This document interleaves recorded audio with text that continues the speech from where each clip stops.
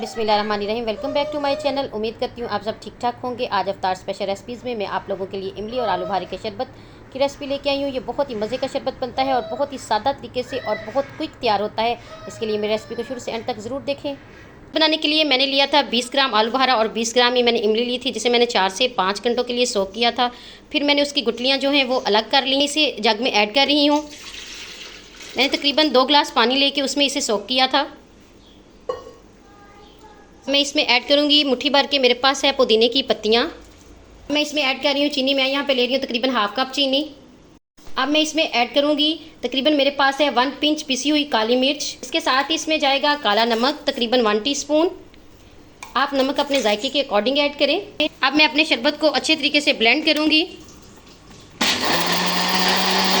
मैं तकरीबन 3 से 4 मिनट जो है ब्लेंडर में इसे ब्लेंड करूँगी।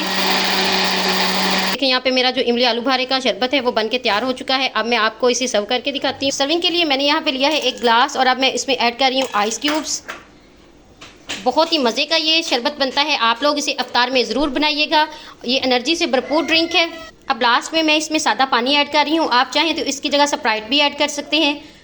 आप लोग इस शरबत की रेसिपी को ज़रूर ट्राई कीजिएगा। बहुत मज़े का शरबत बनता है। मुझे फीडबैक भी दीजिएगा। उम्मीद करती हूँ आपको मेरी रेसिपीज़ पसंद आ रही होंगी। मेरे चैनल पे नए हैं तो चैनल को सब्सक्राइब करते जाएं।